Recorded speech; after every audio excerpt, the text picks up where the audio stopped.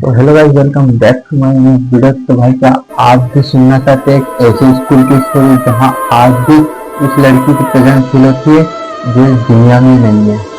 तो भाई ये स्कूल है एमपी के एक नरसिंहपुर जिले की।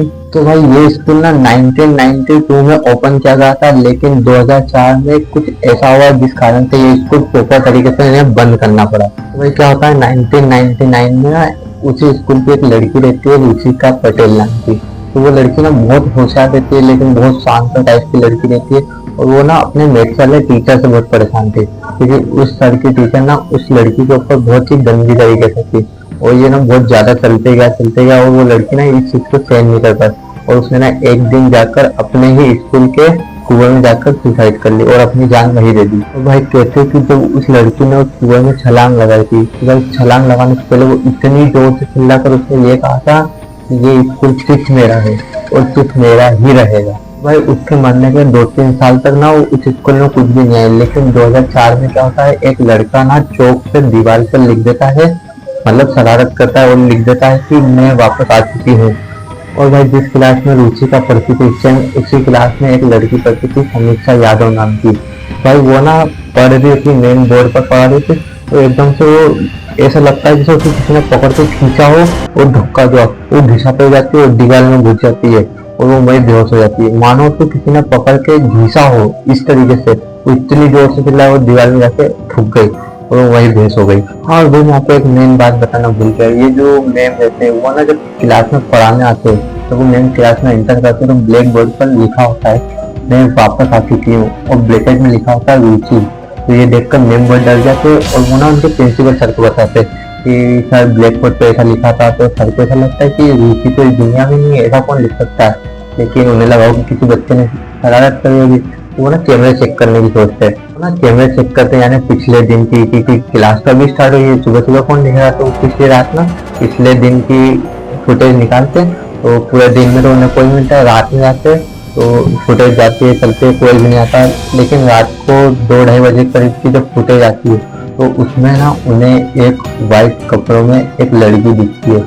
उसकी परछाई, लड़की नहीं दिखती मतलब उसकी परछाई दिखती है और ब्लैक बोर्ड पर लिख रही है मैं वापस आ गई हूँ रुचि। और जब वो मुंह घुमाती है और जैसे कैमरे की तरफ दिखती है कैमरे की फुटेज गायब, मतलब फुटेज उस समय की है ही नहीं। मतलब उसका फेस जैसे उसने कैमरे तरफ करा उसका कैमरे की फुटेज गायब। देखकर ना वो लोग बहुत ज्यादा डर जाते हैं। लेकिन सर मैम को बोलते कि मैम अभी आप जाइए बच्चे पढ़ाइए, अभी हम इस चीज पे बहुत सोचते हैं और कुछ करेंगे अपन, आज इसका कुछ ना कुछ हल करना पड़ेगा। तो मैम वापस जाती है, बच्चे पढ़ाने लग जाती है और मैम जैसे ही बोर्ड पर लिख रही होती है वो बोर्ड ना एकदम से हिलता बहुत जोर से। मैम ये देख के इतनी जोर से चिल्लाती और डर जाती है, पीछे आती है और फिर उसे वापस सर को बुलाती है कि सर ये ऐसा हुआ।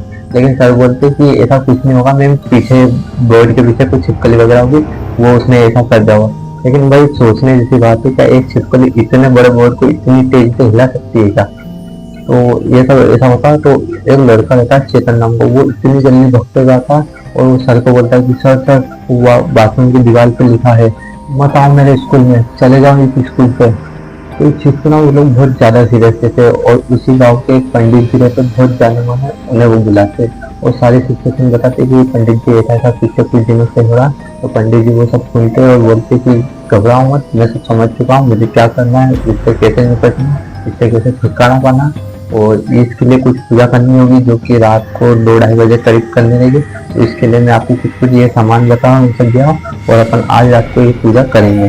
तो सामान आता है, रात को 2-2:30 बजे पंडित जी अपना हवन वगैरह करते सब करते और एकदम से जैसे हवन चल रहा है और हवन की जैसे आखिरी मतलब 1-1.5 घंटे का हवन चलता तो कुछ भी नहीं होता। लेकिन हवन की आखिरी आहुति डालते से ही वहाँ इतनी जोर से आंधी तूफान आने लगता, मतलब ऐसी हवा चल रही है, धूल उड़ रही है। ये देख के ना सारे मतलब सर टीचर वगैरह, बच्चे तो कोई भी नहीं आते, सर टीचर वगैरह देख कर डर जाते। और जिस कुएं में उसने रुचिका ने कूद कर अपनी आत्महत्या करी थी उसी कुएं से एकदम से पानी बहुत तेजी से ऊपर आता है। मतलब कुएं में ना इतना पानी था नहीं उस समय, लेकिन वो कुएं में इतनी जोर से पानी आता हवा में। और जैसे वो हवा में पानी आता उसी हवा में से वो रुचिका निकलती है, सेम व्हाइट कपड़े में, खून लगा हुआ है, मुंह पूरा खून से सना हुआ है, एक लड़की। और भाई जब उसे देखते तो वो होती रुचिका। ये देखकर सारे सारे टीचर रह जाते कि ये तो मर गई थी, ये कैसे आई है। तो वो ना आते और बाबा से पूछते कि क्यों परेशान कर रहे कि इन सबको, जाए ना यहाँ से। तो रुचि का हंसती बोलते थे और ये देख के उन सारों को दिल बैठ जाते और रुचि का एकदम से बोलती है, वहाँ मेरे साले का मैं बहुत परेशान करता, मैं तो उसकी जान दूंगा। ये देख के भाई सारे टीचर उनके दिल इतनी तरीके से बैठ जाते कि वो कुछ बोल भी नहीं पाते। तो वो बोलते, बाबा जो होते हैं वो बोलते कि ऐसा क्या हुआ तेरे साथ, कौन से सर ने तेरे को परेशान करा है, बता मुझे। ये सुन के रुचि से बोलती, वहाँ मेरे साले का मैं बहुत परेशान करता, वहाँ पर जबरदस्ती करता रहा, तुम्हारे बिना कुछ मैं सही कैसे करता, तुम्हारे कई बताऊँ, मैं तो उसी जान दूंगा। तो बाबा ना समझ जाते कि करना चाहता है। तो बाबा उसको बोलते कि हाँ ठीक है, हम तुझे उसकी जान दे देते, लेकिन तू वादा कर तू ये छोड़ के चल जाएगी। तो रुचि का बोलती, हाँ अगर हमारे उसकी जान मिल गई तो मैं सब छोड़ के चल जाऊंगा या फिर कभी नहीं आऊंगा। तो बाबा बोलते कि हाँ ठीक है। और जो मेरे साले सर थे जिनने उसके साथ ऐसा किया, उसे लाते और उसके सामने ये देखो रुचि का इतनी आग बवाल हो जाती है। और बाबा ना उन सर को पहले ही बता देते कि ये जैसे ही तुम्हें मारने आए तुम्हें वहां से वैसे ही साइड हट जाना, और जो मेरी राख है मैं उसके ऊपर फेंक दूंगा, वो वहीं पर भस्म हो जाएगी। तो जैसे ही वो बाबा उसे बोलते कि ले मार देते, वो जैसे ही मारना तो वैसे ही वो साइड हट जाते और बाबा वो राख उसके ऊपर फेंक जाते। और वो इतनी जोर से उसका शरीर जलता हुआ इतनी जोर से चिल्लाती तो वो वही भस्म हो जाती है। और बाबा पूरे स्कूल के ऊपर धागा धस्ती करते हैं और वो जो कुआं जिसने उसने आत्महत्या करी तो उसे भी पवित्र करते हैं।